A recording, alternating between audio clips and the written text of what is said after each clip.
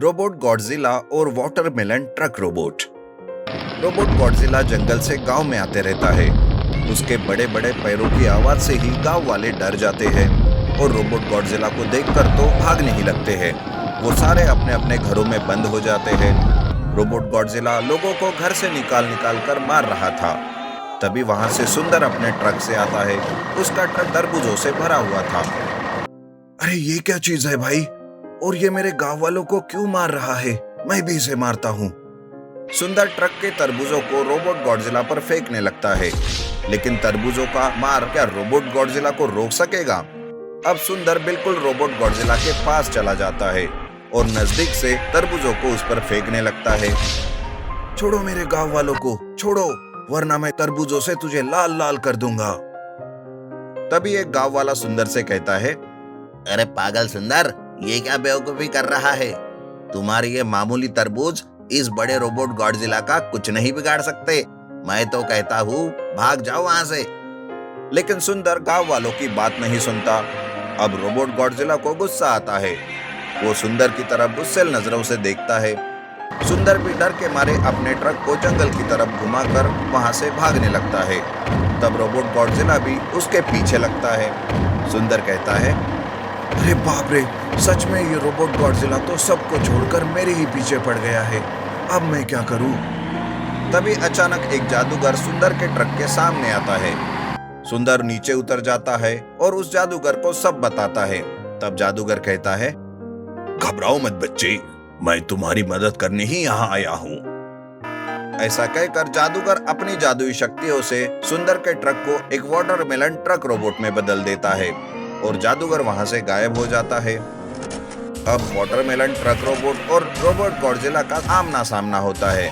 दोनों के बीच भयानक लड़ाई शुरू हो जाती है, पर अचानक से रोबोट गॉडजिला लड़ाई छोड़कर भागने लगता है। तब सुंदर सोचता है, अरे ओ गॉडजिला रोबोट, कहाँ भाग रहा है?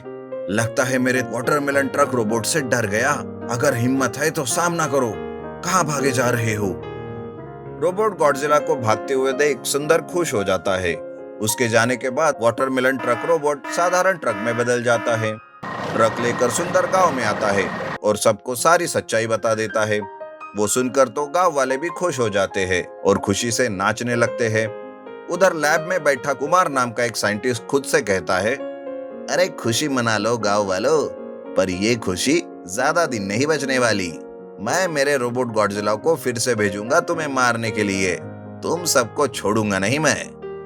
कुमार साइंटिस्ट गांव वालों पर चिढ़ा हुआ था और उस वाटरमेलन ट्रक रोबोट और रोबोट गॉडजिला के बीच के लड़ाई में उसका रोबोट गॉडजिला कमजोर हो रहा था।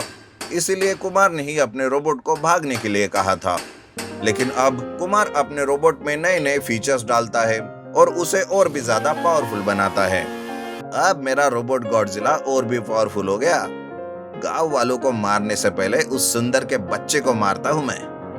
ये सोचकर कुमार अपने रोबोट को ऐसा करने के लिए गांव में भेजता है। सुंदर ट्रक से शहर जा रहा था, पर तभी अचानक उसका ट्रक एकदम से रुक जाता है और वो वाटरमेलन ट्रक रोबोट में बदल जाता है। तब सुंदर सोचता है, अरे अब क्या हुआ तुम्हें? अब तो कोई यहाँ रोबोट गॉडजिला नहीं है, फिर तुम क्यों ट्रक रोबोट में बदले? क्या बात है? क्या वो रोबोट गॉडजिला फिर से वापस आ रहा है? रोबोट गॉडजिला वो भागते हुए गांव आता है। तब वो देखता है रोबोट गॉडजिला ने कुछ गांव वालों को बंदी बना के रखा है और वो सुंदर के बारे में पूछ रहा है। सुंदर के सामने देखते ही रोबोट गॉडजिला उस पर हमला करता है, लेकिन वाटरमेलन ट्रक रोबोट बीच में आता है और उन दोनों रोबोट्स के बीच लड़ाई शुरू हो जाती है।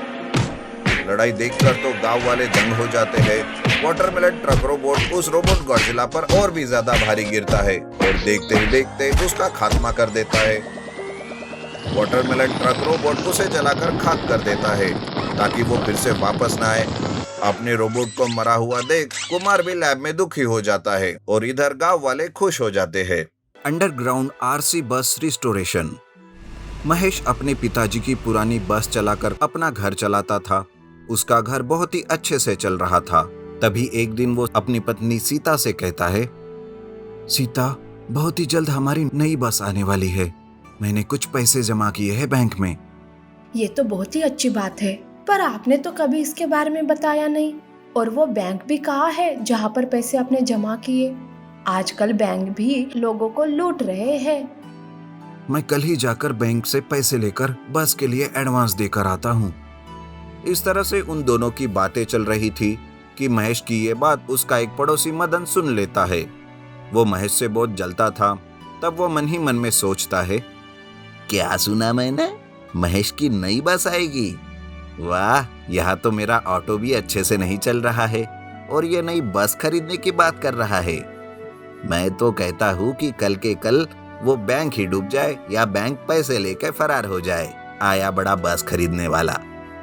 इस तरह से मदन जलन में हमेशा महेश को बद्दुआ देता है। और दूसरे दिन महेश बैंक में आता है तो देखता है कि बैंक में लोग रो रहे थे। तभी महेश वहाँ एक आदमी से पूछता है तो उसे पता चलता है कि बैंक वाले सारे पैसे लेकर फरार हो चुके हैं। बेचारा महेश दुखी होकर घर वापस आता है और सीता से कहता है, सीता, हम लुट गए, हम बर्बाद हो गए, बैंक वाले पैसे लेकर फरार हो गए। अब हम क्या करेंगे? किस तरह से मैं नई बस खरीदूंगा? मुझे कुछ समझ नहीं आ रहा है सीता। ये तो बहुत बुरा हुआ जी। पता नहीं, मुझे पहले से ही उस बैंक पर भरोसा नहीं था, लेकिन अब ऐसे दुखी होने से कुछ नहीं होने वाला। सीता महेश को बहुत समझाती है। उधर मदन ये सब जानकर बहुत खुश होता है और वो सोचता है, अरे वाह, जो मैंने सोचा था वही हो गया। अब तो इस पुरानी बस का भी ये कुछ नहीं कर पाएगा। महेश तो पूरी तरीके से हिल गया है, कंगाल होकर भीख मांगने वाला है अब ये तो। मदन ऐसा सोचकर रात के समय में महेश की बस खाई के नीचे फेंक देता है। बस लुढ़कते हुए खाई के बहुत अंदर चली जाती है। इधर दूसरे दिन महेश अपनी बस को इधर उधर ढूंढने लगता है, लेकिन उसे वो बस कहीं नहीं मिलती। कुछ दिन ऐसे ही चलते रहता है। देखते ही देखते घर की हालत भी बहुत खराब हो जाती है। इस तरह कई दिनों से महेश बस को ढूंढते ढूंढते अचानक से एक दिन खाई की तरफ निकल जाता है। तब वो खाई से देखता है तो उसको उसकी बस नीचे गिरी हुई दिखाई देती है। उसे देखकर वो सोचता है, अरे ये तो मेरी ही बस है, लेकिन ये यहाँ कैसे आई? कैसे भी हो, आखिरकार बस तो मिल गई। अब इसका ही रिस्टोरेशन करके इसे फिर से नए जैसे बनाना पड़ेगा। इस तरह महेश अपने मैकेनिक दोस्त संतोष को फोन करके सारी बात बताता है। संतोष भी एक बड़ी सी क्रेन लेकर वहां आ जाता है और उस क्रेन की मदद से उस बस को वो खाई से बाहर निकालता है। बस की और महेश दोनों की हालत देखकर संतोष कहता है, अरे महेश, मैं तुम्हारे बस का इस तरह से रिस्टोरेशन करूंगा कि तुम बस को देखकर चकित होकर देखते रह जाओगे। और तुम पैसे की बिल्कुल भी चिंता मत करना, मैं तुम्हें बस का रिस्टोरेशन करके देता हूँ। उसके बाद जब तुम कमाने लगोगे तब मेरे पैसे वापस लौटाना। संतोष की बात सुनकर महेश भी शांत हो जाता है। संतोष उस बस को अपने गैराज में ले जाता है और उसका रिस्टोरेशन करने लगता है। कुछ ही दिनों में संतोष बस का रिस्टोरेशन करता है और उसके साथ साथ उसे एक रिमोट भी बना कर देता है ताकि महेश को बस संभालने में कोई भी परेशानी ना हो। महेश जब अपने बस का नया रूप देखता है तब वो भी चकित हो जाता है। तब संतोष उसे कहता है, ये लो तुम्हारी बस और ये है इसका रिमोट। अब से तुम और तुम्हारी बस दोनों भी सेफ रहेंगे। महेश अपनी नई रिमोट कंट्रोल बस से अपना काम जोरों से शुरू करता है। उसी वक्त उसे वो बैंक वाले भी मिल जाते हैं और महेश को उसके पैसे भी मिल जाते हैं। तब मदन को फिर से जलन होने लगती है और वो सोचता है, अरे इस महेश के नसीब फिर से चमकने लगे हैं। बस भी मिल गई, ऊपर से पैसे भी मिल गए। कोई बात नहीं, कितने दिन खुश रहेगा तू। अब की बार तो मैं तुम्हारी इस बस को ही जला डालूंगा। पेट्रोल के बस पर गिरते ही बस में सायरन बजने लगता है। इधर महेश को पता चलता है, जिस वजह से महेश और सीता घर के बाहर आ जाते हैं। तो देखते हैं कि मदन बस के पास पेट्रोल लेकर खड़ा रहता है। उसे देखकर महेश कहता है, मुझे तो कब से तुम पर ही शक था, लेकिन कोई सबूत ना होने की वजह से मैंने कुछ नहीं किया। लेकिन आज तो तुमने हद ही कर दी। तुम मेरी बस जलाने वाले थे। अब मैं तुम्हें पुलिस के हवाले करके ही रहूंगा। इस तरह महेश मदन को पकड़ लेता है और उसे पुलिस के हवाले कर देता है।